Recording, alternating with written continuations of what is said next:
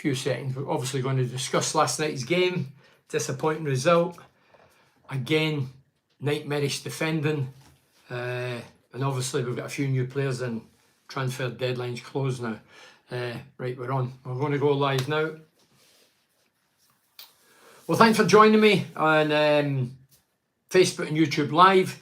And thanks as always to the sponsors. Galaxy Blinds, Cornerstone, GRS Insulation, Heroes and Legends, Advanced Utility Solutions, Smith & Friends Estate Agents, Cleveland Systems Engineering, Dovecot and TGM Cars.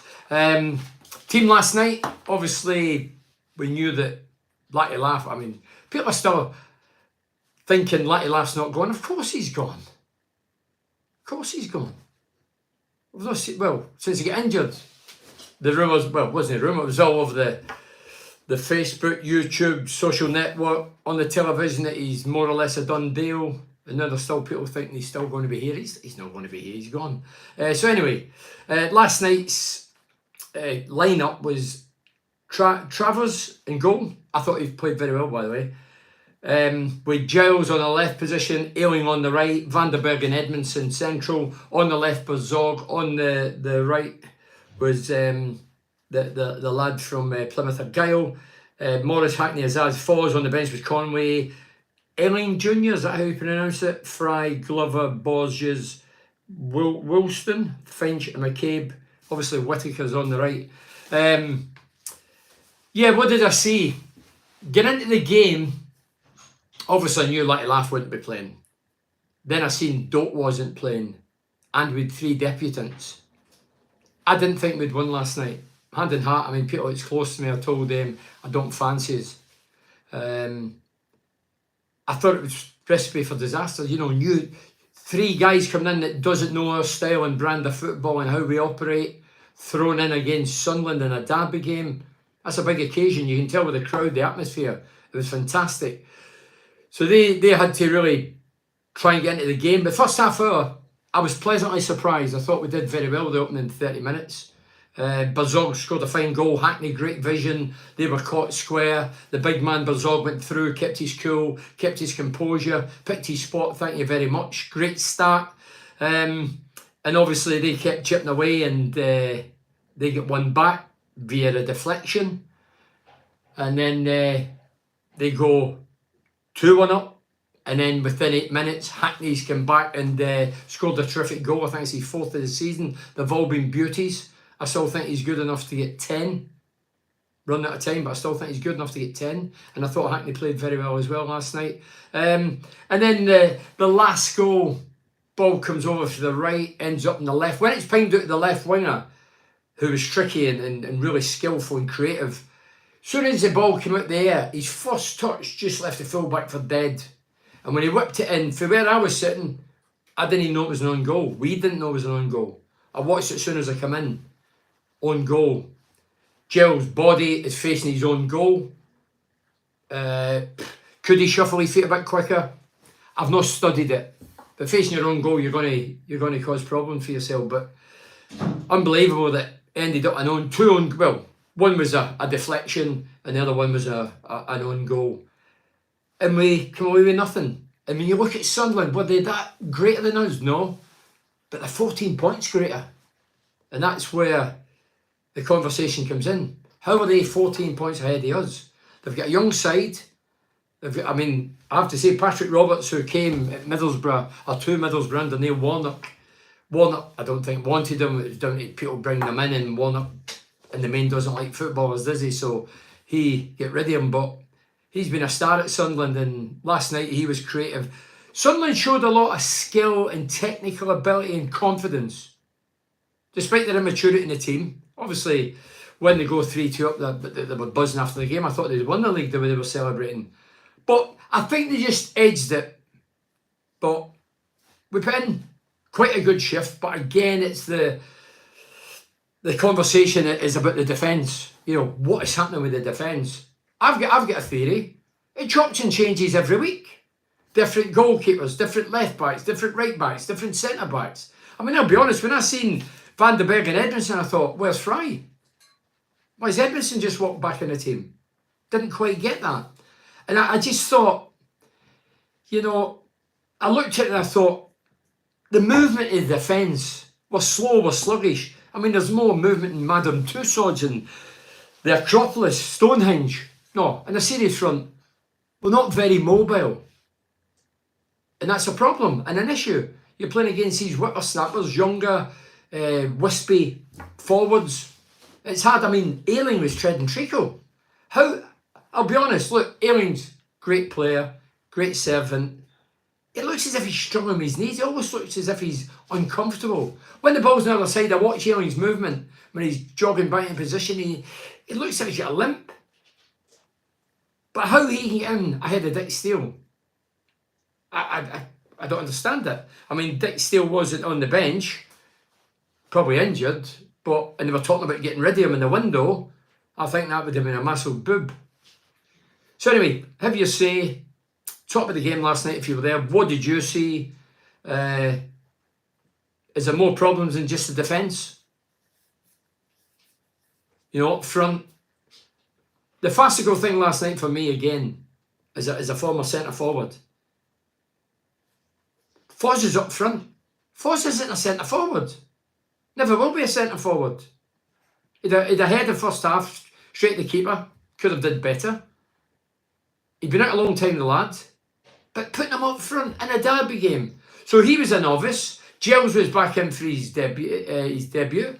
Second time round. Whittaker on the right was a debut. I thought Big Verzon put in a great shift. He really tried and battled and scrapped. Azaz wasn't in it. Wasn't as creative, but he's been off the boil for a wee while now. And that's another issue I think we've got going forward. The number 10 role, there's only one man played in it. We don't know if anybody else can fit that role.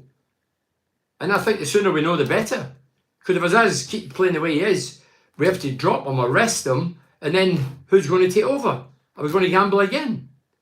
But I see, when I heard Doak was out, I didn't fancy us. I'll be honest, I didn't fancy us getting into the game. I thought a draw against West Brom when we beat them, we went brilliant, but we beat them 2 great goals, clean sheet, great. But last night, my gut was just too much going on. You know, the saga soap opera, a laughy laugh. Is he gone? Is he not? Is he signed? Is he going? Is he over there? Is he here? Is he at the game? Fed up listening to it. It's not good for morale or confidence. It's more aggravating. Do you think Hackney could be fit that 10 role? And Ayling had a bad game, so James Mackay, possibly. Ayling had a bad game. Yeah, as I say, Ayling's great professional, but he's getting older, and with age you don't get quicker, you get slower. And last night, caught it a few times. I mean, that ball that I'm talking about went unbelievable. I'm going to backtrack, so I've been giving my own opinion. Let's see. Peter Foster says, we weren't at our best last night, Burnley. Sunderland, we played better away at Sheffield United and Burnley. We came away with 1 point from those games. True. Alan, I'll call you Alan, the second name I can't pronounce. Why was Edmondson in before Fry? I'll be honest, Alan, when I seen the team sheet, I was surprised. I thought, Fry? Yeah, he's been as good as anybody. But Edmondson obviously signed for 650 grand, which is peanuts in the modern game. And he jumped ahead of Fry. I didn't quite get that. I didn't get it. And as I say, we looked all over the shop defensively. 19 different defences so far, Burnley. Well, you know what, Peter? I've not counted it like that. I'm not a big stat man. I always count goals and goals against, but I'll bow to your knowledge. 19 different defences. But that's the biggest issue going. Chopping and changing. Goalkeepers forced. 2 injured, 2 operations. This kid looks good. He was good last night. Couple of great saves. Left back changes regular. Right back change regular. Centre halves change regular. It's not good. You never strike partnerships up. 24 points dropped from winning positions this season. That's it. XX Lamb. Getting all these attacking options when we're conceding a lot. But Daniel, I've read a lot of social media stuff today, obviously getting the comments of the fans, and obviously I listen and I respect everybody's opinion, although I don't agree with everything. Yeah, we're getting defenders in. But we brought Giles in. He can't defend. And he's a defender. It's like bringing Rudy Gestede back, who doesn't score goals. Let's get him and put him up front. When you've got Latilaf gone, you've got Coburn at Millwall, you've not a recognised centre forward. The only centre forward, natural centre forward, was Conway on the bench. That was it. A few months ago, we scored 21 goals in about 3 games. We were flying in fire, unbelievable. I mean, the funny thing, I don't buy papers, locally or nationally. Don't buy papers. It's all downbeat stuff about murders and slashings and everything's bad news. Don't buy the papers. Nonsense. But I seen a wee clip on the social network and it was one of the local rides. And the headline was, busy Middlesbrough transfer window shows intent. What? So letting your top scorer and best player is a statement of intent? What are you on about? What are these guys on? Are they smoking some illegal substance before they write the articles? Intent. You're like the second best player in the squad. I would say Doc's number 1, although he's on loan. But our player, Latilaf, best player, unbelievable attitude, closed everything down, scored 11 this season, top scorer last season, on fire, never down tools, kept at it. And that's admirable. But just to say, intent, I mean, the transfer window, I'm going to read them out, so don't panic. If I overshoot the runway, I'll carry on. So the transfer, Matt Taver's the keeper, George Edmondson, Ryan Giles, Morgan Whittaker, Kelechi Iheanacho, striker, and Samuel Illy Jr., who's a winger. That's it. My one question when I look at Edmondson, Giles and Whittaker is they've arrived from poor teams, relegation-bound teams. The standards has dropped, along with the teams, no doubt. The confidence has dropped. And the ambitions have gone. And now we've got 3 of them in for poor teams. You know, if they come for a top team, I think, wow, they'll be on fire and their mental attitude will be up there. And I hope they do. I'm not writing them off, but we're getting guys for poor teams in the division. Well, obviously, Edmondson was Ipswich, but he wasn't playing, he was already here. Obviously, Mika Hamilton went. No surprise at that. We mentioned like that. Big Matt Clark. Edmondson, Clark, you could toss a coin to what one you'd let go. Hop, Hopeless, and Gilbert. That was the outs and incoming. So, but loan players as well. The big thing about loan players, I'm not who we brought in. I hope they do brilliant. I hope they're fantastic. But we're building again in sand. We were getting the young players in and selling them on. But now we're getting loan players in. Left back, a winger and a striker. I'm always suspicious. Do loan players have the desire, the hunger, the drive to succeed? Are they going to put the body in the line for Middlesbrough Football Club? People will say, come on, Gerald's first time around and Ramsey and Archer. Yeah, the difference was they were in a very, very good Middlesbrough team. The best I've seen for many, many years. This isn't the best Middlesbrough team. So that's where it differs. And I just question, coming in to our environment now, are they up for the fight? Because it's going to be a fight now to get that in that top 6. 4's more or less gone. Sunderland, 14 points ahead he is. And the other ones are even more ahead. So there's about 4, 5, 6 teams clamouring, maybe 8, clamouring for 2 positions. We need to hit a spell where we're in succession. I think we've won 2 and 9. That's not good form. But amazingly, astonishingly, in my day in this division, you'd have been probably dead and buried with the run we've had. Instead of that, we're still 7th. So we're still in it. But the new signings have to hit the ground running. And on the right back position, we need to get somebody with a bit of pace, i.e. Dick Steele, has to go in there. Getting all these attacking options, so Daniel mentioned that again. Get rid of the management and the defence, that's with Paul Waters. Steve Daly says, defensive frailties, I agree, chopping and changing, everything seems laboured with our team. 15 minutes in, we look knackered. Yeah, again, keeping the balls in the wrong positions. Ayling, Edmondson and Whittaker looked very poor last night. Whittaker's new, so I'm not going to criticise him. He had flashes where he showed he's quite good technically, but it's a derby game. I thought it was a good game. If it was a neutral watching it, I'd have thought, yeah, end-to-end stuff, both teams having a go. The only thing was missing was a bit of blood, sweat and, yeah, just getting in. I've never seen any real challenges. We sell our best players, not our top 8. Top 8, Daniel says there, top 8. Fifth has gone to West Brom, signed Adam Armstrong. He's got 80 championship goals in his career. And what's that? We turned him down. We turned him down. So that's from Scott 94. So I've mentioned Matthew King. Mohammed, hi Mohammed. Hello Bernie Joseph Slavin, you okay? I am sorry, but it's carried out. It's out for me now. Carry out. Embarrassing defending. I am sad Latty Laugh's gone. No ambitions by the club. Season's over. Adam Armstrong has joined West Brom. The thing I will say, and I keep saying it, if I'm a chairman, a Steve Gibson, who's did magnificent for the club, continues to bankroll money and keep us going.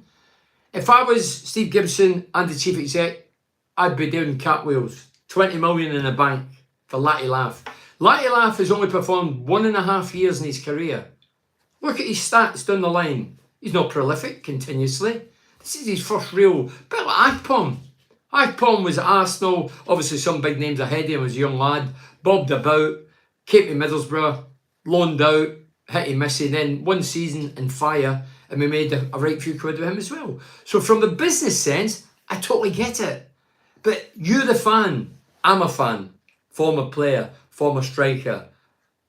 I look at it and I think, where are we going? I said if Latty Laugh and Doak went, the white flag would go up. I am thinking now, and I'm being honest, we'll find it difficult to make top 6. The way we're going with the inconsistency, loan players have to settle, well new players have to settle and hit the ground running. We cannot wait 3 months to bed in, but that time we'll be bottom half of the table. They really need to be at it from the off. But as I say, as a businessman, unbelievable business. Totally get it. Totally get it. Get the model. As I say, I'm not a maths or arithmetic. I was never good at that. I wished I was. I'd have a few quid. I get this the business side, but as a player, a fan, a coach, no good. No good. I understand selling for the money to keep us afloat. FFP. This FFP, some of you don't even know what it means. Where are we going here? Where to get back to it? World, however, is not a huge, not for a huge own goal to announce the early bird season ticket for next season, then sell your best player. Also, who's this from? I understand selling for the money to keep us afloat in the FFP world, however, is not a huge own goal. Is it not a huge own goal, sorry, to announce that your early bird season tickets? I'm not here to persuade or dissuade. That's a personal decision. Is the timing wrong? I don't know. You can judge for yourself if you think it's wrong, if you think it's right. Yeah, hello Bernie, Joseph Slavin. Yeah, that's where we're going. Embarrassing defender. I'm sad Latty Laugh's gone. Season over. Yeah. Buzzog. The thing I would like to interview anybody at the club of authority and ask the question, what was the rush to get Latty Laugh out the door? We're into February, the season ends in May, even if you get into the playoffs, ends in May. What was the rush to get rid of him? Surely we're not cash strapped that much. We have to get rid of him. Surely whoever we owed money to could wait to the summer. Or are we thinking he might not be valued at that come the end of the season? Nobody might want him. It's cat and mouse. As I say, I get the business model, but I'm a fan, and that is no statement of intent despite the local rag putting that. Whoever put that headline in, he should be thrown in the River Tees. What a load of bull. Burzog can't title to save his life. This is from Tony Smith. Edmondson should... Yeah, you're talking about Burzog. Burzog's not a defender. We've got defenders that can't defend. But Burzog, I know what you're talking about, the first goal. I think he went down on his knees or something. The guy went past him. Edmondson should have his body in front of the shot. Oh, hypothetically, and Giles could have kicked it anywhere instead of the best kick he's made since he came back, which was unfortunately towards own goal. As I say, I would have to really study it, but I want to know how he's facing his own goal. Because as a defender, you should never be facing your own goal. You should be side on or facing outwards. Don't forget, he was running about the 6-yard box, wasn't he? So I don't know, the ball's coming in for that side. I couldn't tackle a dinner, but when I know the positional sense, the ball goes up our right, their left. I'm in here, I'm side on, watching the man, side on. But Giles, for some obscure reason, facing his own goal and puts it in his own net. I found it bizarre, but I'd have to watch again. Steve Daly says, Azaz is hit and miss. Foz could have been wide, Bazog should have been 9. I'll be honest, when I seen Foz up front, I thought, well, that's a joke. I thought it was a joke. Derby game. No recognised striker. Foz is up front. I'd have probably put Bazog up there. The way he finished the goal off, cool, composed, finish. I think he'd have been better up there. Foz isn't, I don't even know where Foz plays. People were saying last year, oh, he's a great forward, he should be up front. Not in my opinion. On the right, when Doc's in, there's nobody going to take his place as long as he's a Middlesbrough player. Well, he's here to the summer at least. He was a big miss last night. Stephen Bennett says, get Giles up front with that finish. Seriously though, still optimistic with the squad and new signings up the borough. Stephen Bennett. Yeah, look, we need to give the new signings an opportunity, but we cannot allow, there's no room for error, there's no time to bed in. They have to hit the ground running. They have to, and that's difficult. That is difficult. Ryan Giles, crazy on goal. Mohammed says, crazy. Evening Bernie, this is for Paul Ronalds. Our defence is like Christmas, it just keeps giving. By the time we come to play again, we could be 9th or 10th in the league. We have to get our asses moving, because lose to Sheffield away, we could easily lose to Bristol after that, as we never do good down there. We could be in a fight for the playoffs, a fight we might not win. As I say, I think we're in a fight for the 2 positions. The rest can only chuck it away. And so far they've not done it. There's a couple of scary moments, but they just keep going out. I mean, Sunderland 14 points ahead. I couldn't name half their team. The manager's, what, a 38-year-old? He came into the country, we're all saying, who's that? 12 of mugger. I feel that last night and Boxing Day are season-defining results for reasons obvious to anybody who saw them. That's from Guy Bailey. And Alien got torn a new one. I know what you mean, Callum, in 1994 by the left winger. We need a new right back. What's up with Dick Steele? Tell me what the problem is with Dick Steele. Nobody's mentioning Dick Steele. He's a younger, fresher model. He's quicker. He gets forward and gets back. No, it's probably reads the game because Alien's got all the experience, but he can do anything Alien can do. And how is he not in there?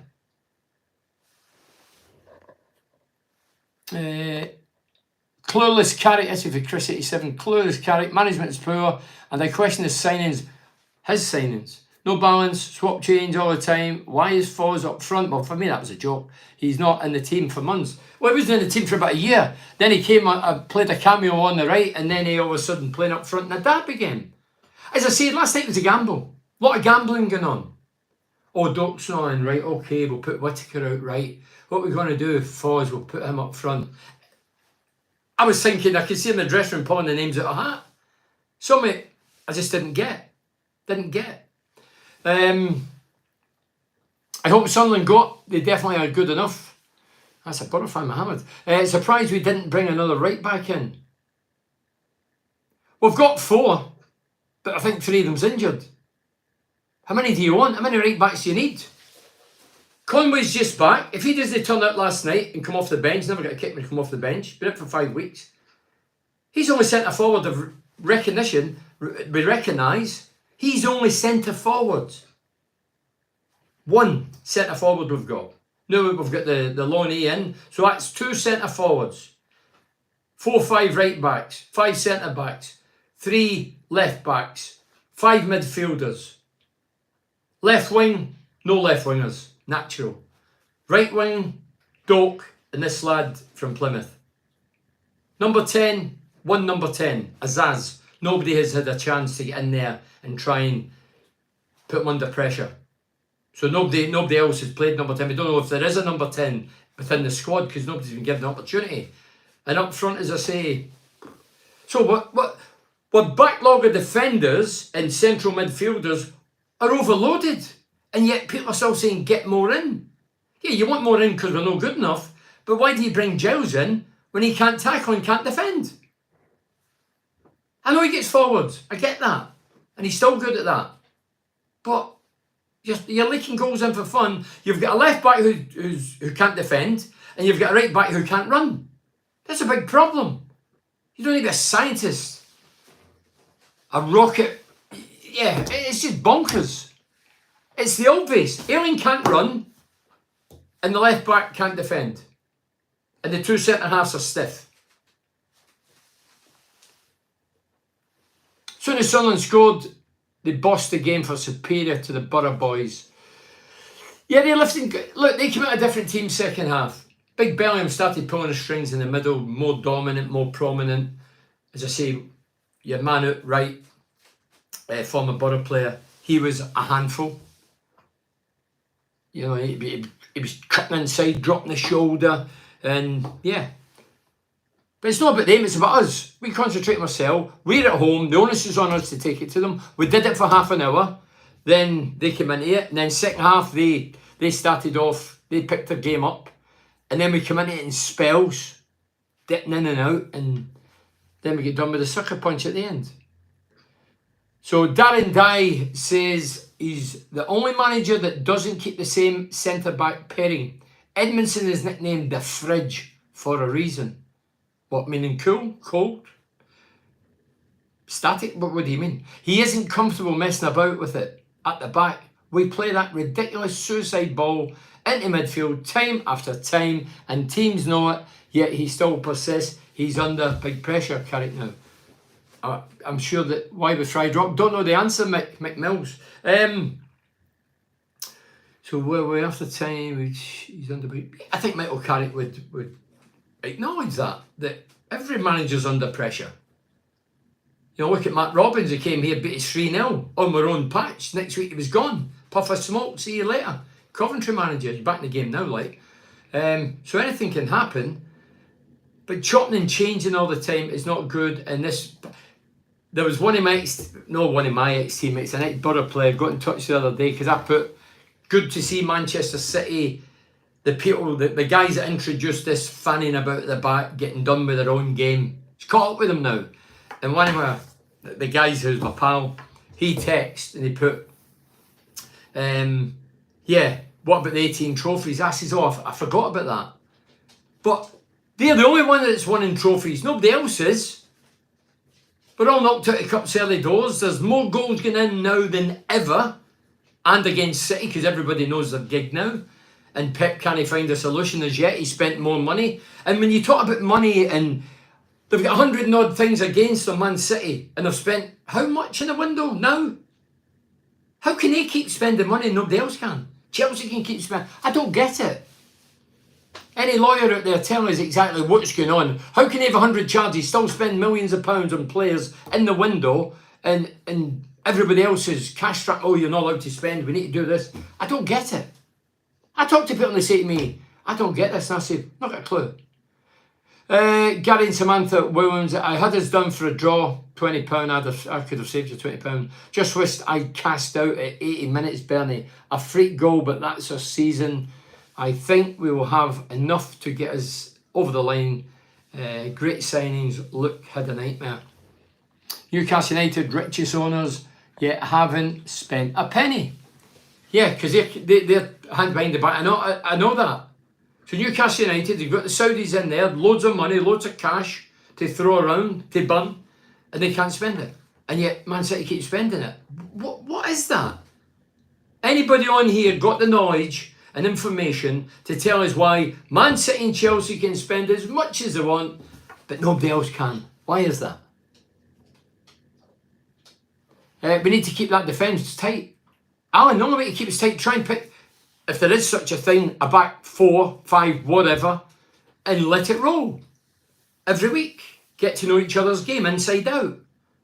Obviously, if injury prevails, you have to change it. But there's times we've just changed for the sake of it. I mean, I look at Latty Laugh. We're all talking about Latty Laugh's gone. Latty Laugh, when he was fit and scoring, he was on the bench. Then he'd come back and score 2, and then he was on the bench again. Ridiculous. Chris Dixon says, Carrick is at fault. He sets us up. He decides the tactics. We failed to address the frailties in the squad. Not good enough. We failed to address the frailties in the squad. Chris, Michael Carrick, some people still don't get it, do they? Michael Carrick is not responsible for who goes and who comes in. He coaches it and picks a team. So, yeah, he's got a responsibility. This fanning about the back is down to the coach and Michael Carrick. I'm not defending him in that. But players he gets given, and duds he gets given along the way, along with some of the good ones, isn't his. He's not bringing them in. It's not his job. His job is to coach, pick a team and play. Mally Hanley says, what's happening on the training ground, Bernie? Well, Dick Steele, McGree, and the latest injury now is Doak. Do you know what, Mally? I've heard that. Has anybody for the club been asked that question? Has anybody answered it straight-laced and went, that's the reason? I'm hearing tittle-tattle. It's rumours. I don't know. I don't go to training ground. I heard that the 4G or whatever it is, the fancy technology pitches now, it's not the greatest, it's not the worst, it's probably in between, and this is where all the injuries happen. That's what I've heard. And if you look at the summer, there was a host of people left the roles at the training ground. Maybe they were responsible. Well, they couldn't have been responsible because they've all gone and it's still happening. But injuries at training, oh, it's a joke. I'll tell you who should carry the can for that, the sports scientists. They're the guys with all the data, the guys that pass the data to the coach and say, oh, he shouldn't be playing today, or he's blew a gasket. They should be responsible. You do want to start concentrating at training rather than during games. Who's tired and fatigued? Drop Ailing, he slows my nana. Keep swapping and changing. Fry needs to keep his place. And Glover, we've still not replaced Latty. Carrick out. See, it's amazing how everybody bypasses the whole, the way the club functions, and most clubs function. We're no different from anybody else. But it's funny how everybody points at the coach, isn't it? When everybody has a say in it. I couldn't deal with that. Could not sleep at night, knowing everybody's dipping their hand into it. And I'm carrying the can. No way. But the modern coach buys into that. So that's the way it is. You just need to get on with it. If you've took the job, you need to get on with it. Won't make playoffs. Whittaker looks lightweight. Not a fan of Hinacho. Kid from Villa looks okay as long as we play him. This is for Lee Davies. As long as we play him on the left. Well, this is the thing last night. I'm thinking, I thought Barzog would have played up front, which he didn't. He played in the left. I thought Whittaker would probably play right, and if Doak was fit, Doak would go on the left. But that's not the way it panned out, does it? I mean, I heard Doak was injured, and I'm thinking, who's going to play there? And it'd be nice to go thinking, we know who's... When I watched the season, we get relegated, but they were a great team to watch. Ravanelli, Janino, Emerson and Cole. I would go to every game with the late great Ali Brownlee. We knew who was playing where, 4-4-2, who was playing where. We knew we were going to put on a show and put in a shift. And it was great. Now you go to the game, you don't know who's injured. We've not seen them letting off on the Saturday or the Wednesday. We just come out and say, oh, so-and-so's injured, he's missing today. Like last night we go, Doak's missing. Last minute stuff. Not a lot of clarity. Sold the best player and sold out only left-footed centre-back without replacing him. This is for Phil Batch. Only intent there is to bank the cash once again. Early bird season tickets out this month with a lot of peeved off season card holders.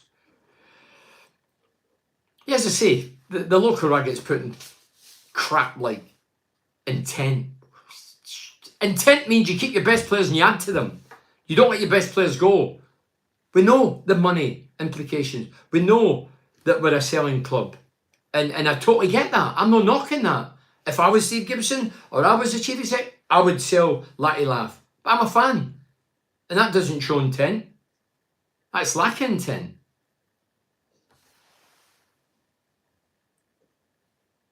And we're still only get 2 recognised strikers. Conway and the lad were brought in, the new guy, who's on loan. So we've only got 2 centre forwards. God forbid if anything happens today to who goes up front? Foz again. The Red Show are going for Carrick. It's not good enough. The fans are not daft. Sunderland beat us 20 years at the Riverside. They hadn't. Yeah, Sunderland had never beat us for many, many years, and they beat us for the first time at the Riverside. Carrick's interview after was a load of tripe, Bernie. Says the same things after every tweet. Listen, I did. Somebody asked me to listen to Carrick the other week there, and I did. The modern coach, manager, I don't think there's a lot of managers, coaches and players have nothing to say. They're gagged. They all read for the same hymn sheet. There's no characters in the modern game. They all know they'll get punished if they say it out of turn. In my day, I used to go in front of the press, local, national, when I was fuming. Either I'd played tosh or we get beat or whatever, adrenaline pumping, and I'd go da-da-da-da. And the local press would say, are you sure you want to put that? I'd say, yeah, put it in. Do you think the modern player will do that? No chance. No chance. I know you don't like talking about coaches losing their jobs, but if you left tomorrow, would you be surprised? Scott 94. No, but I only don't get into who's coming in when there's somebody in place. I wouldn't get involved in that. Look, Michael Carrick knows 2 wins in 9, still sitting pretty. He needs to start winning games. We need to start showing it up at the back. Do you know how many times we counted last night? My big mate says, so 3 goals last night, 7 games this season, including the Stoke City game, we conceded 3 goals in games. That's bad. That is bad. As I say, the movement, we're stiff, we're slow, there's a distinct lack of mobility, with lack of communication, lack of leadership. Not good enough. I mean, I couldn't defend, I couldn't tackle it, didn't I? But these guys are classed as defenders. You know, people say, oh, defenders, they're this and that. Defenders are defenders because they're not good in the eye. They're not footballers. They kill the game. Defenders, in the main, are killers of the game of football. That's why they're employed. Once you go further up the pitch, that's where you see the guys who entertain, create, score. The defence, as I say, we keep saying, oh, we've signed Edmondson, we've signed Isham. Doesn't really excite me. Apparently at training, it's a bit cold outside. It's raining, they train indoors. On the 4G pitches. What a shame, eh? Train inside when it rains. Steve Gibson's ruthless. I'm sure he's not happy with the current league position. Scott 94. Steve Gibson, hi. Steve Gibson, businessman, hard nosed, ruthless, pull the trigger. Will he be going for the gun in the draw? Pop gun. I don't think yet. Next couple of games, we need to win. Because then you have to think, do we change it? Because we're going to lose it in this top 6. This may be a long time before we get this opportunity again. But Steve Gibson, he's definitely not afraid to pull the trigger, for sure. But I hope we can get a settled team. I don't know how long I've said that. I hope we can stop fanning about the back. Don't know how many years I've been saying that. And let's start creating things. Bit of balls in the box. The left is not great. There's not great supply and quality down the left. The right when Doak's in, he creates, he causes havoc. He's my biggest threat, but everybody knows that. When Sunderland came back into the game, we seemed to switch off. Steve Daly. Sunderland, I knew Sunderland would come out revived second half. They probably had a good bit up the backside with the manager or the coach. And they roasted it. They came out a different side and went on the front foot. We started backtracking the boxes in and they scored a good goal. I need to speak to the sports scientists destroying our team. Just ask the players if they're fit. I don't know what's happened here. Hold on. Ask the players if he's fit and do the fitness test. Darren Smith says Carrick will be gone at the end of the season. And Stephen Horn says, hi Bernie, another disastrous night, disastrous defence. Carrick must be running out of excuses. Harry says Carrick needs sacking. He's got an embarrassment of riches. Look at the calibre of players Mugger had compared to what Carrick's got. Look, Michael Carrick is not stupid. It's a results business. And if you don't get the results and put in the performances that the public and the chairman require, you get the sack. If we don't finish top 6 this season, I think Michael Carrick would agree that it's failure. We have got a decent squad. But unfortunately, defensively, we very, very seldom keep a clean sheet. And that's an issue. Good teams build from the back. And the spine of the team, up front, we've got a problem. This is a spine. So you've got a goalkeeper in now. He looked decent last night. Let's hope he keeps doing the business. 2 centre-halves that's hit-y-missy every week because they keep chopping and changing. The central midfields, Hackney and Morris, for me, are the best we've got at the minute. But Morris was missing the injury, so that's disruptive. As I say, number 10, Azaz, that's his position. Nobody else played it. Nobody else had been given an opportunity. And if he was to get injured or losing form like he is at the minute, what do? We have another gamble. I don't gamble, and I don't like gambling. Last night was a gamble. You're playing 3 debutees. You're playing Foz up top. That's a gamble for me. Carrick isn't concerned about a form. Gemma Mary Wilson. I just think Carrick's that kind of guy. He's always looks chilled and laid back. But do you know what? That's more dangerous for an individual. I would be on there, talking the way I'm talking on here if I was manager. Not good enough defensively, we keep telling him. But I think he must he does as a coach. He must be encouraging this, keep messing about the back, keep taking chances, keep taking risks. I'm not good at it. The team that invented it and brought it here, the Pep's team, with the greatest players on the planet and the biggest war chest of money, they're struggling now. They get done twice, let 5 in, Arsenal on Sunday, 2 of the goals, fanning about, and I was thinking, good on yous. You know, you've brainwashed everybody, this is the way to play, and all the coaches, sheep like, went, well, let's do it Pep's way. We can't do it. Yeah, they did win 18 trophies. Tell you what, they'll not be winning in this season. Steve Gibson watched the match last night. Yeah, I'm aware he was there. What does he think of the game? He must be thinking.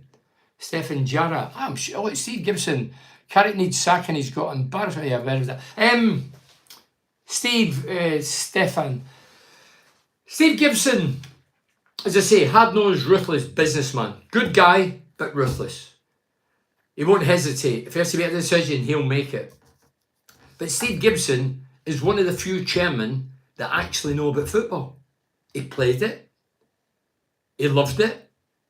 He's a local borough lad, self-made millionaire. He's done brilliant in his personal life. He's kept his club afloat for many years. Gave us the Carling Cup, the UEFA Cup. Done brilliant. Now, although he's loaded, millionaire, there's billionaires now.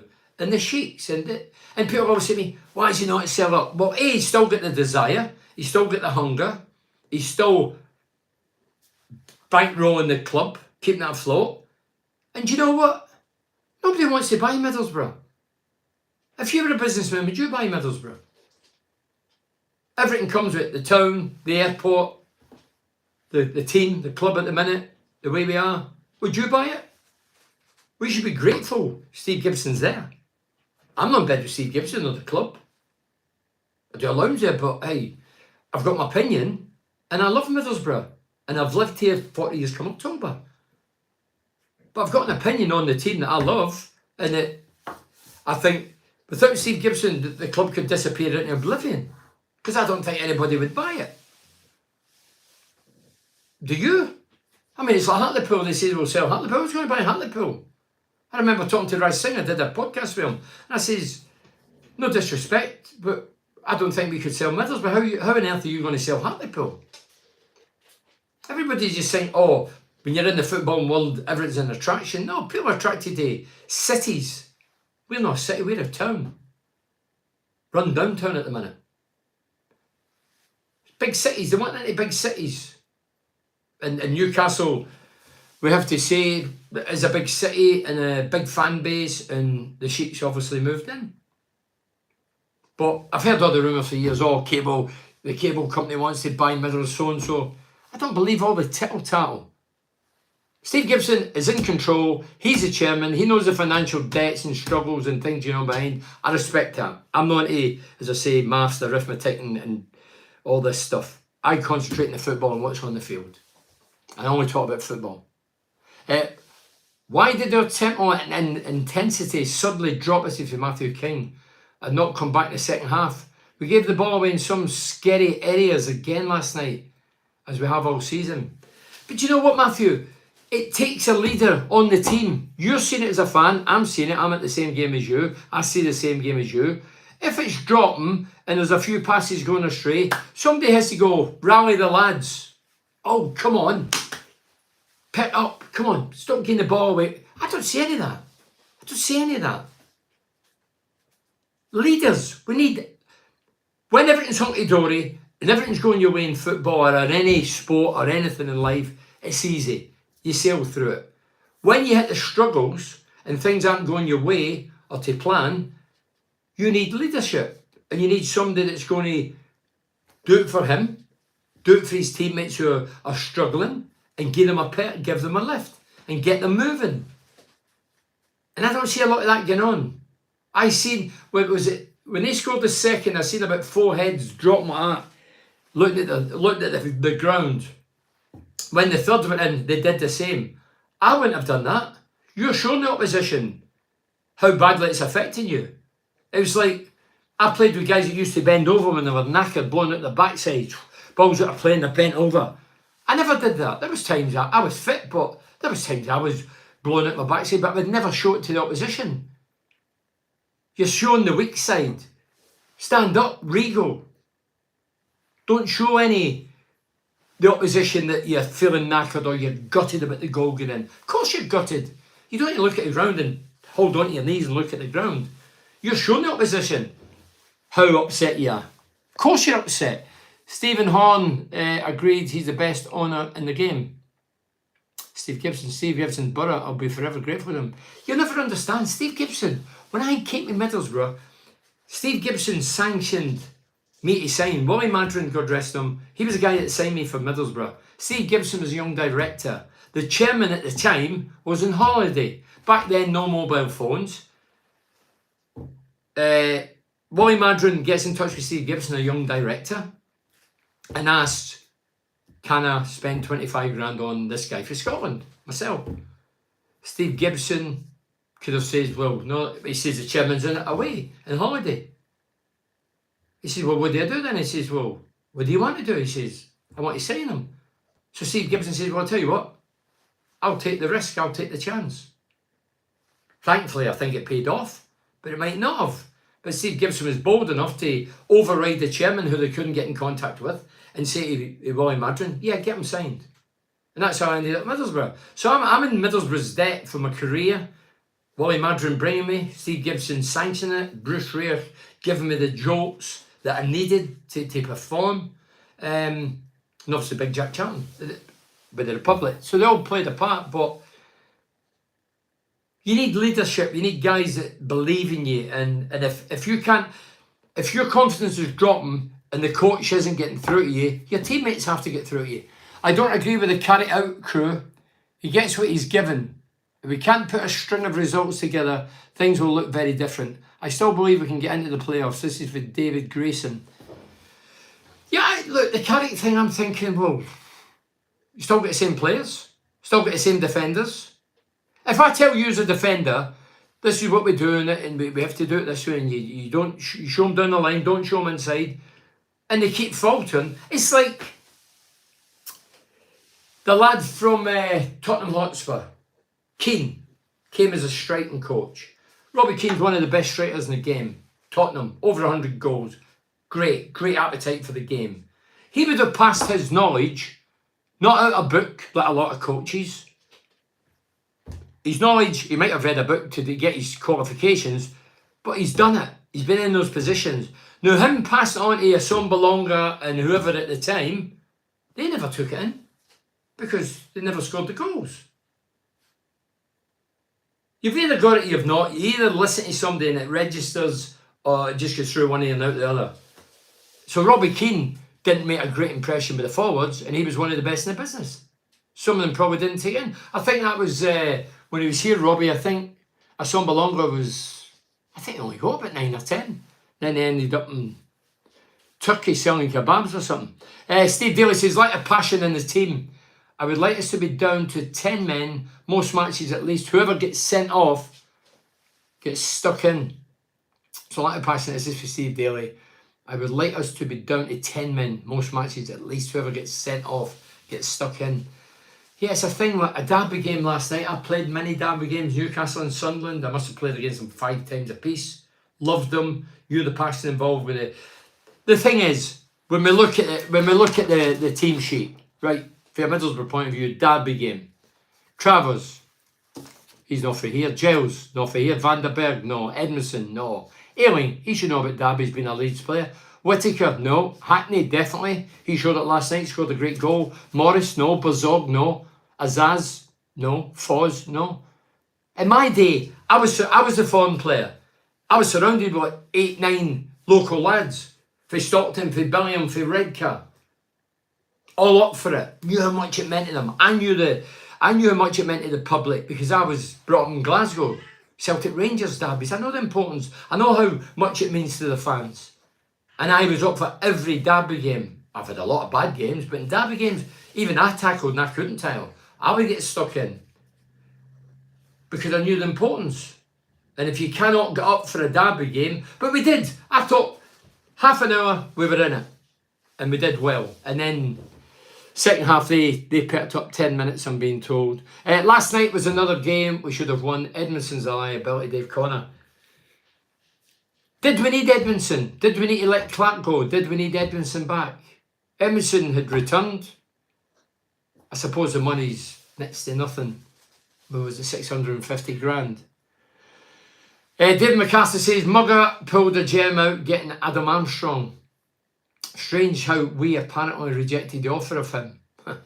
Well, if he starts scoring goals, then that'll come back to haunt us, won't it? Matthew King says, just have cheaper season tickets, not early bird offers. Just have cheaper. So Matthew King saying, just have cheaper season tickets, not early bird offers. As I say, I'm not getting involved in the ticket thing. You as a fan, you have to look at your ingoings, outgoings with your family, your mortgage, your job, and then assess everything. And if you've got it, you're going to spend it to see the borough.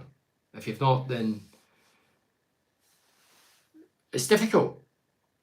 Dave Ditchburn says, do you think we are stronger after the window shut? About the game, I thought it was a good game. Sunderland had a bit of luck. We never, can't believe we let our best player go.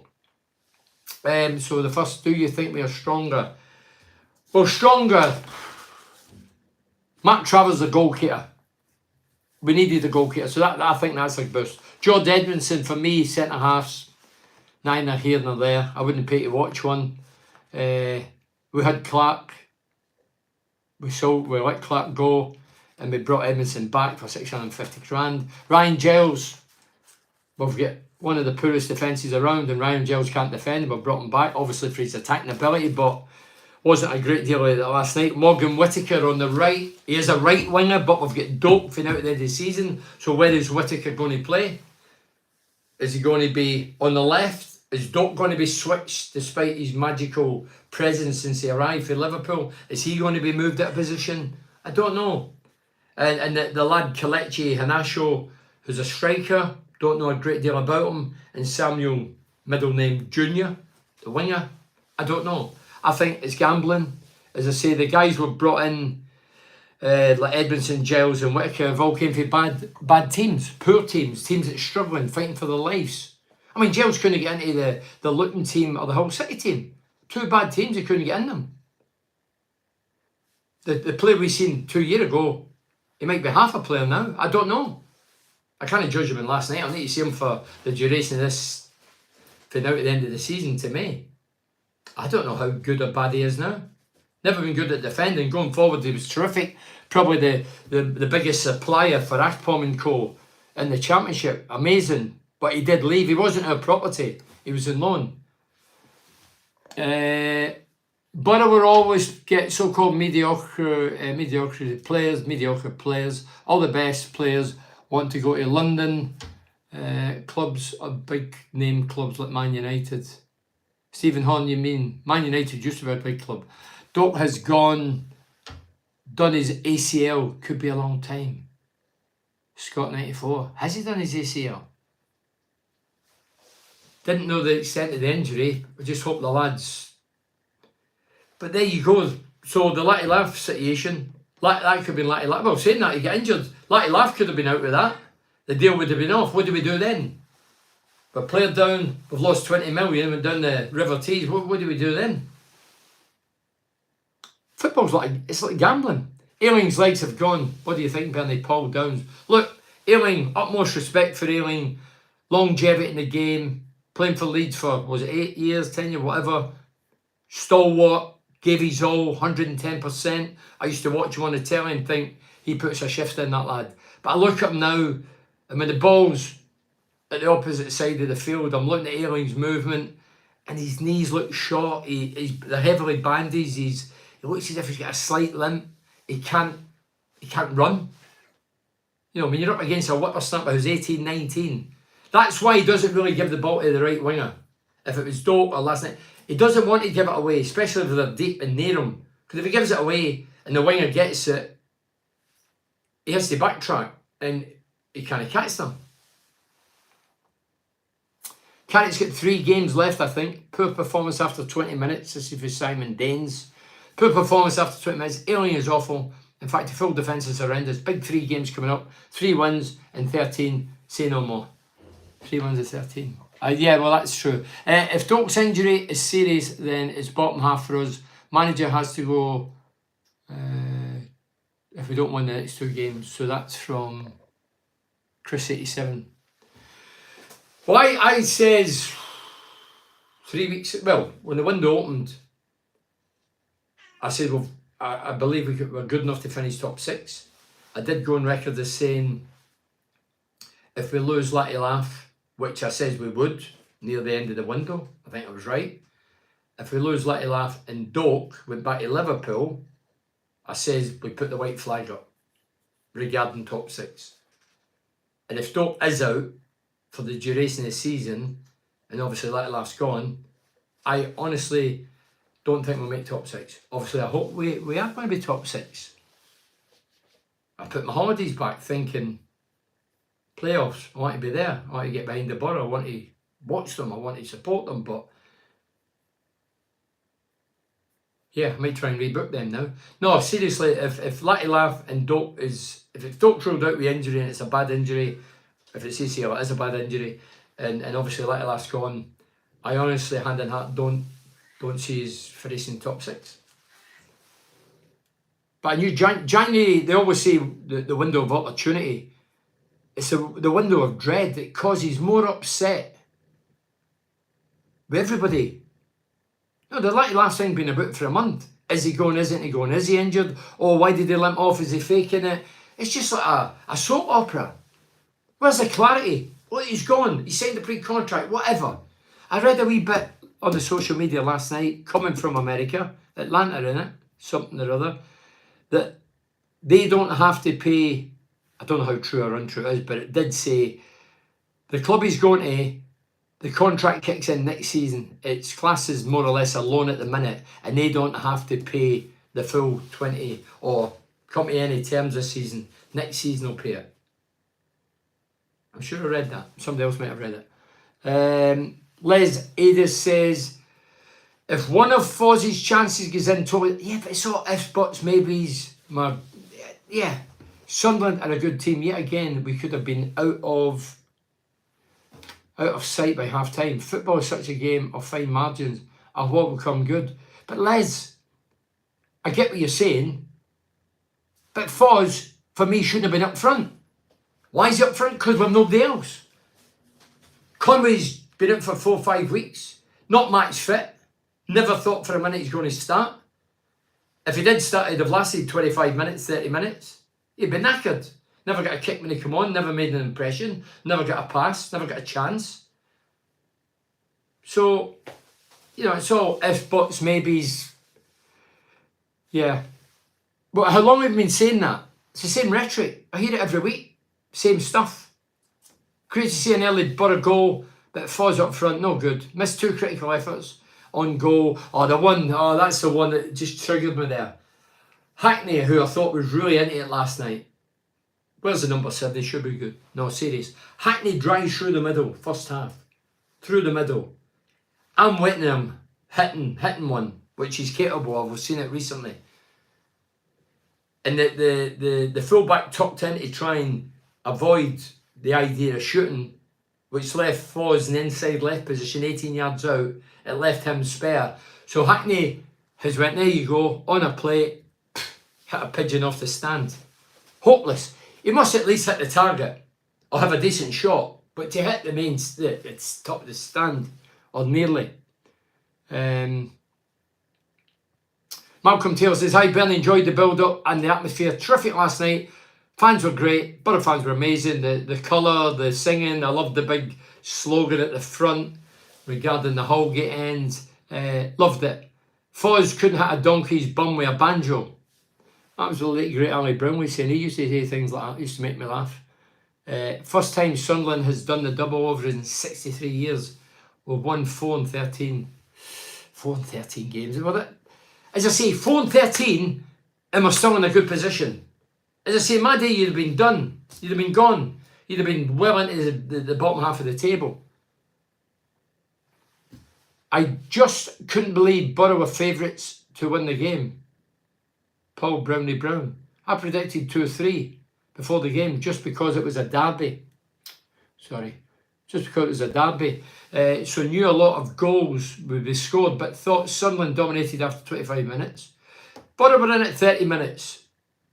And then obviously Sunderland get into half-time, pepped it up. Second half they came out, all guns blazing. I'm a neutral fan of both Borough and Sunderland, going, have been to support both on many occasions, and I'll continue to do so. I very much enjoyed the game. I have to say, who's this from? Paul Brownie Brown. Paul, as a neutral, I'm sure you enjoyed it. I thought it was end-to-end. There was some good football, there was some poor football, there was some bad defending. But that's a good mixture for a good game. When Carrick came in for Dave Bentley, the tempo on high press was impressive. First year, Michael Carrick, amazing. Best football I've witnessed for many, many years. Where has it disappeared to? At the moment, we press, score a goal, then sit back. Is that complacency? Possibly. Confidence, complacency. Dick Steele has been the best performing right back this season. Should be playing. Alien's lights have gone. The one thing, I mean, I take it that Dick Steele's injured, but when he's fit, he must come in and play for the duration of the season now. He only needs a rest. His legs and his knees need a rest. Brian Tilley says, decent new keeper, had to deal with a wicked deflection and a bizarre own goal. Welcome to the Borough. He's got his work cut out. No, I thought the lad Travers did very well. I thought he had a couple of great saves. Well, he did have a couple of great saves, I don't think. Loads of these to read, I've not got time. Why doesn't he change up 3-4-3? Listen, Alan, tactics, it's about players. I've said that a few weeks ago. The late great Brian Clough says it's about players, not tactics. You can play any tactics if you get the best players and the greatest players and they want to do it. But the minute we've got, as I say, Foz up front, for me is a disgrace. He's not a centre forward, but that shows you how low we are. People keep saying we need more defenders. Well, up front, we've only got one, Conway. We've got the new guy in now, he's not played as yet. Let's hope he does the business and scores a few goals. You're telling me Carrick got no input in the transfers? This is for Graham Addison. Bernie, how can you coach a team with that philosophy? Ludicrous. Graham, listen, they'll ask him. This goes all over the country and in Europe. This director of football has been in Europe for years. I've looked up a year ago. They've been doing it for years, but a lot of the footballing directors, sports director, whatever you call them, abroad, a lot of them were ex-professional footballers. So they knew they were close to the manager or the coach at the time, and they would try their damnedest. But it doesn't matter, if I bring you in as my director of football, you still have to go to the chairman and the chief exec. And you can be the best talent spotter. So if you come to me and say, look, I'm looking at so-and-so, do you like them? Say, yeah, good player. Right, I'll go and see the top 2 boys. This is every club. They'll go and see the top 2 boys. The top 2 boys say, how much? No chance. So you cannot just bring in who you want direct to football. You need to go there for clarity and for them to give you the nod. Then you get back. You're pig in the middle. The only thing is, the coach cannot sack the director of football if he gives them duffers every week or every year. The guys at the top can. They can sack them. So who do you please? So you're working for the coach, but that's overridden by you're working for the top guys above you who can give you the sack. So who are you going to please? I'm sure he wants to please Carrick. I'm sure the guys run about directors of football want to help the coaches, but it's limited because the guys above control you. You end up, you're a pig in the middle. And that's what happens. Coaches coach the team, pick the team. But they don't pick the players or sanction the players that go. Michael Carrick, I bet you Michael Carrick's had some sleepless nights over Latty Laugh alone.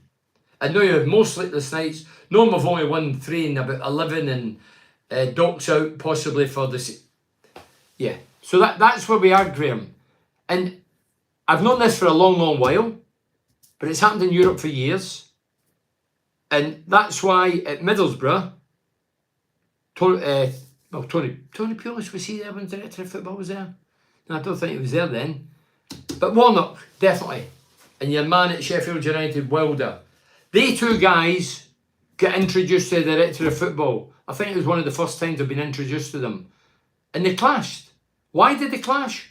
Because Warnock had played hundreds of games. Wilder had played hundreds of games. Wilder had managed hundreds of games, as did Warnock. Well, I think over 1,000 games. And all of a sudden you've got a whippersnapper compared to Warnock, who's about 80. Whippersnapper comes in, background, not played, not managed, probably knows about money, and maybe is I don't know what he is. So how do you deal with that? If you've played all those games and managed and coached and played, and then a guy who's never played, never managed, is telling you who to bring in and who to let go, how would you feel?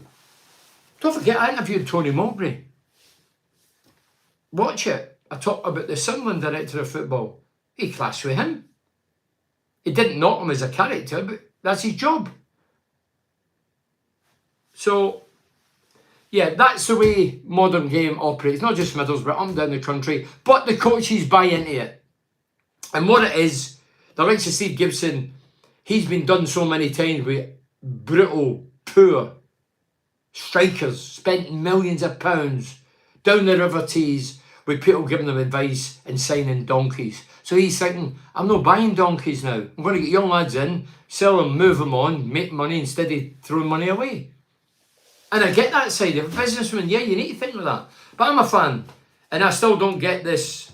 Could you imagine Sir Alex Ferguson, Sam Allardyce, Harry Redknapp, go further back than that, Shankly, Joxie? Can you imagine these guys operating like this in a green way, somebody that's never played, managed or whatever, when you've got hundreds of games under your belt? Can you imagine that? I'm actually overshot the runway. I'll read a couple more. This coach bollocks is a joke. If you have a proper manager, he knows who he wants and who he doesn't. This is for Steve Daly. I bet we'd do better going back to the good old days 4-4-2. This is the thing, Steve. Why does somebody not say, do you know what? Playing 4-4-2. Big man, small man up front. Wingers, get it in the box. Big man nods it out the wee man like Ian Baird did to me, and Archie Stevens and Paul Wilkinson. Feed off him, get the goals. More exciting, balls in the box. Few elbows, whatever. These days, tip-tappy, fanny about, let's have retention of the ball. Yeah. Why doesn't somebody do something, think outside the box? We're all sheep like figures. I said weeks ago, what we need shepherds, not sheep. Think for yourself. They all go to the same coaching courses, they all think the same things, they all do the same things. Personally, I find it embarrassing. Everybody changes for cup games and abuses cup competition, no matter who they are. Everybody gets every player in the box defensively. No outlet, nobody up front, like many years ago. I think it's a fad. I think it's a fad, and everybody fannies about the back. And Man City's the only team that's won 18 trophies. Nobody else has won anything. They just keep giving goals away. People say to me, why is the modern game, why is there so many goals? Is it Brighton get beat 7 the other day? Arsenal scored 5 against City? It's obvious. Because we cannot play the Pep way. He did. Not now, he's not. Pep's flattened. He looks... Yeah, he looks as if he's really uncomfortable now. It's not working for him. It's worked. It's a fad. That will go and something else will be introduced to the game. Yes, good show again, Bernie. Cheers. Enjoyable, Mick Mills. Thank you. So listen, thanks for watching. It's all about business now. It's a shame. Look, it is about business. The working class game is gone. When Helen comes back, I'll put him central defence with Fry. Dick Steele. Helen. He meant Johnny Howson. I was going to say, hold on a minute. Right, could be. There might be a Helen. You're totally right there, Bernie. No character with balls to say as it is. Too much fluffy Nancy pandering about. There is, Edgar. As I say, football. Giving your teammate an air bashing. If you're not for the game, the manager, back in my day it was a manager, he controlled everything. Look at Brian Clough. Borough. Well, best goal scorer for me ever. Brian Clough. Brian Clough at Forest and Derby used to sign players, go to the chairman and say, listen, I've signed so-and-so, sort it out. And they'd be going, what are you on about? I've signed them 500 grand. And they would have to go and deal with it. If you'd done that now, you'd be sacked. If you're sitting against the authorities above you at a football club, you'd be sacked. I admired Conte when he was at Tottenham. He was asked about the fullback we had, what's his name? Another man that made an impression. And they said, what about the lad you've signed for Middlesbrough? He says, I never signed him. Nothing to do with me. They shipped him out right away. So there's Conte, a guy like Conte, a guy of Conte's status and ilk who's been round Europe and winning games, winning trophies, and he's been told to, well, Mourinho took it at Man United. For me, it's a recipe for disaster. Yeah. Too many fingers in the pot, for me, doesn't work. This is the worst defence I've ever seen at the club. What exactly is Woodgate's purpose in the coaching team? Jay Shaw. As I say, Woody could be the best coach ever, but if the players aren't listening, then, well, they clearly aren't listening because we keep making the same mistakes week in, week out. Carrick needs to have a long, hard look at what Woodgate is adding because defensively they're woeful. Stephen Swales. Alan says, Borough think they can play like the Man City way. No, Alan, every team in the country, irrespective of division, think they can play the Man City way. The goals are flying in left, right and centre. And the majority is down to fanning about. Celtic, my boyhood heroes. Aston Villa, 2-0 down after 5 minutes. I thought they're going to get hammered 8. They pulled it back 2-2. Second half, Morgan Rogers, the guy we gave away for 12 million, worth about 70 now, he scored the hat-trick. But Celtic's fourth goal conceded was fanning about the back. I'm getting to the stage now, whether it's Borough, my boyhood heroes, whoever, Man City against Arsenal, I sit there and gloat now and think, you deserve it. You deserve it. I'm not a fan of it. Not a fan of it. When Man City's faulting at their own game, that tells you it's time for a change. Listen, I'm not reading them off. Finished. Thank you very much for joining us. Hey, we're still Borough fans. We'll still be there. We've all got opinions. And we're all chasing the same dream to get back in the Premier League. At this minute, it looks a long way off. Top 6 looks a long way off. As I say, I just hope and pray that Doak's back sooner rather than later. Yeah. Up the Borough. Cheers. Thank you.